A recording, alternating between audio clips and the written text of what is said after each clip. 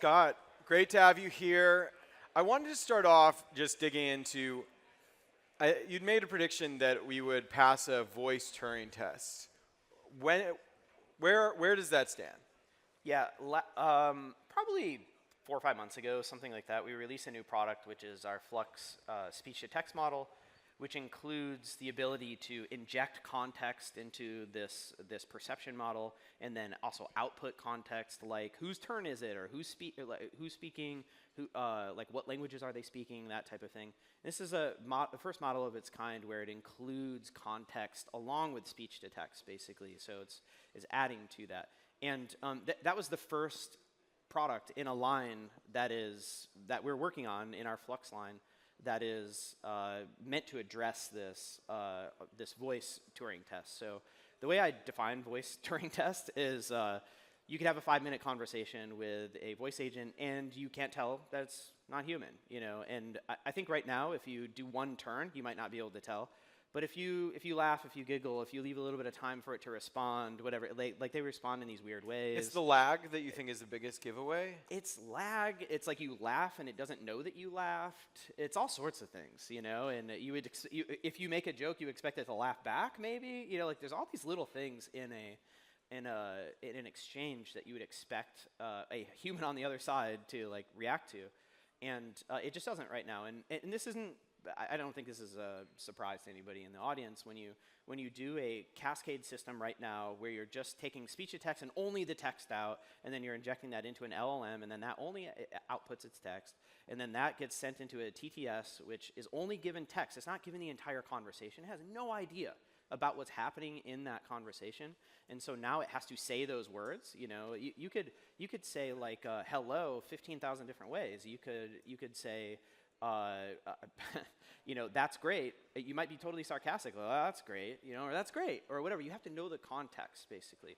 And so essentially, I think the audio Turing test totally not solved yet. But I did, you know, a few months ago say I think by the end of this year it will be. And this is. And what will happen to make that possible? Yeah, you need context streaming through the entire conversation, and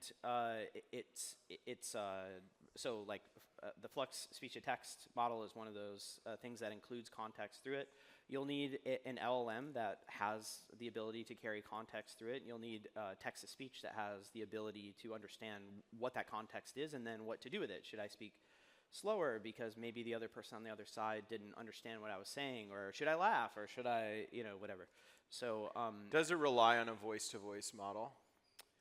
I don't think it has to. So I think the product. I think it's really helpful to think about these in terms of products and models.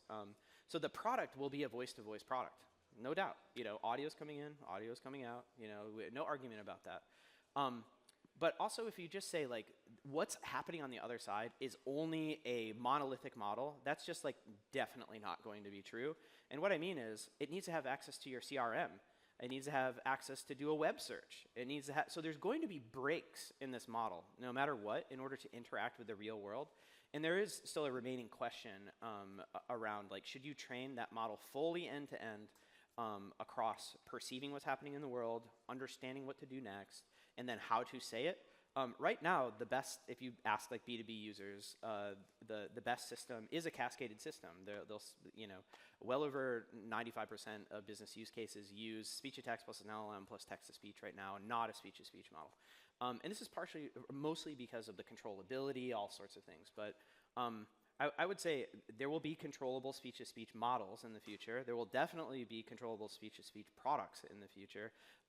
But there probably will be modular speech-to-speech models, you know, that make up the product as well. So it's actually going to be more like, you know, a cacophony of models all working together. And there may be like a main line that's trained end-to-end, but you're going to have many things working together. You think in 5 years there's a possibility that your business is still largely built around cascade models or the cascade system? I think what will happen is that there's like has anybody like been in telephony for a long time? I know there are a few. You know PBX systems? You know, are they still operating? This is, you know, VoIP has been around for a long time. Voice over IP.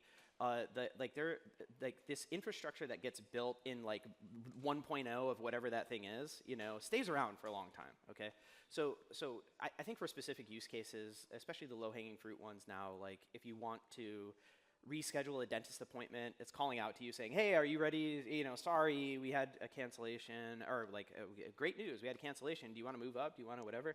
You don't have to have a Like once somebody has speech. built something like that and it works and serves a purpose, they're not reevaluating. They're pretty stuck in that. And they're happy with it. They're like, no, I like it. I can predict how it's going to work. I know that it's going to go out and call all the people and see if they can move up or not. And so there won't be this huge drive to say like, no, I have to have the best, cutting edge technology. So I would say like almost all business voice agents right now are a cascade system. Probably like 2 years from now, it's like half and half or something. At Deepgram, we'll be offering both.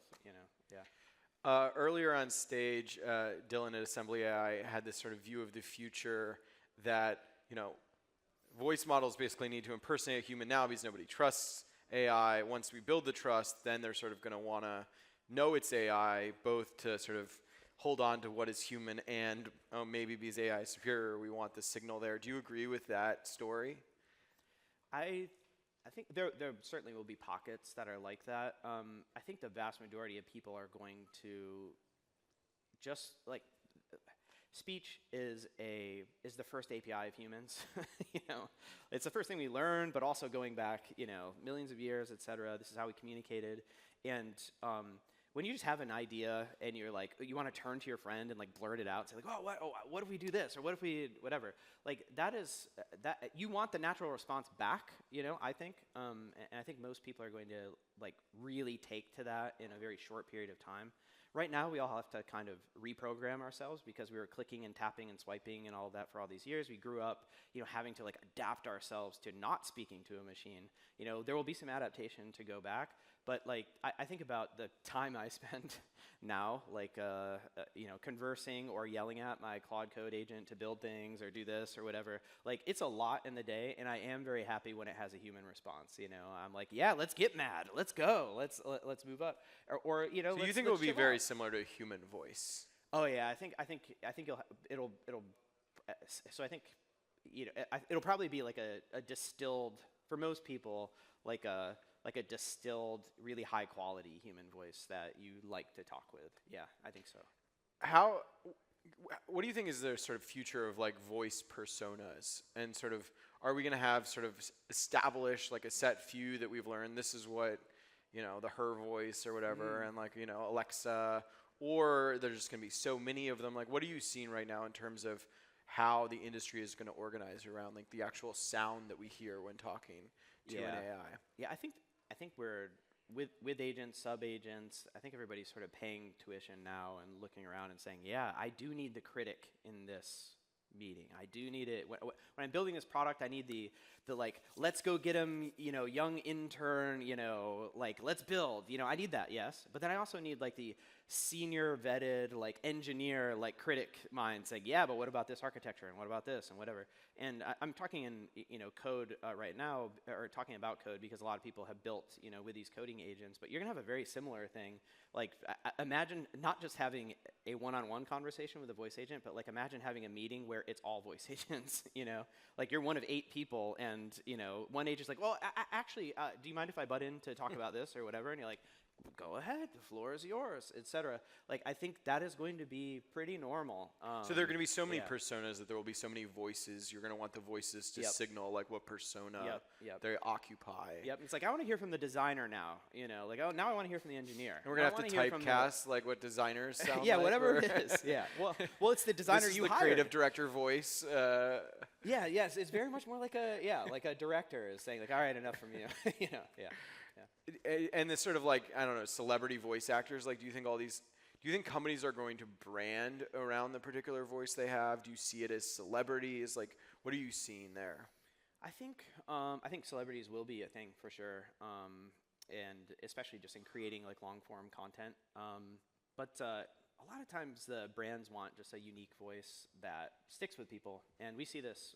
So at Deepgram we build speech to text, we build text to speech, we build full voice agents, and it's a really interesting phenomenon which is you might think that everybody has the same favorite voice. They don't. It's like for this business, they pick this one. For that one, they pick another one. It's kind of all over the place.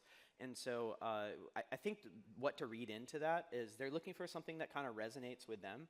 And so you give them a lot of choices, and then they find something that works with that. For some companies, that'll be a celebrity voice. For others, it'll just be like, I like this guy from Kentucky, you know.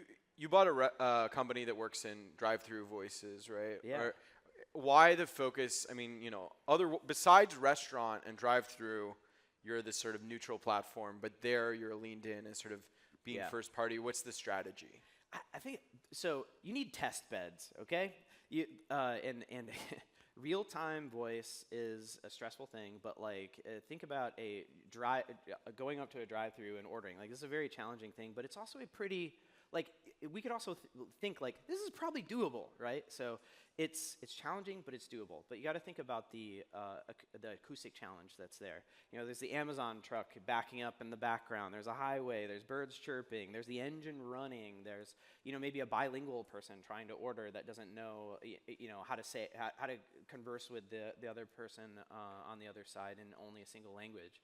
And so there's all these like challenging aspects to it, but it's also like very solvable. And so when we look at that, we're like, hey, we know we can go into the field there and solve that problem. And then once we solve it for 5 different brands, we can ship it to 100 different brands through our infrastructure. So buy the model from us, buy the things that we've learned, et cetera. And then now you can enable that everywhere. And I'm not just thinking about quick serve and drive-through. Pretty like Toast and other services like this allow you to call in and order, et cetera. Very soon you'll be able to just not go through the app and just call in, or go through the app and just use voice mode, et cetera, to order instead of going through like a million selections. But are there other categories where you think you'll be sort of the direct provider? So we look at that as like that is an area for us to learn and make sure that our models and infrastructure are amazing for that vertical. And there are other verticals where we don't even need to do it because we have so many great customers that are already giving us feedback, et cetera. But there are certain areas you look around and you say like, man, this could be this could be changed for the better. And so like it feels like we need to go in there, do it, learn how to do it, and then sort of like ship that to everyone. So there are a few areas that I look at there, like auto, like healthcare, like food, quick serve restaurants and that type of thing. But you see it fundamentally as doing it to figure it out so that you can sell it to customers. So we can make our models better, so we can make our infrastructure better, so that we can then power that. And then there might be a few certain users that stay fully on what we have built there, but we're an ecosystem player at Deepgram.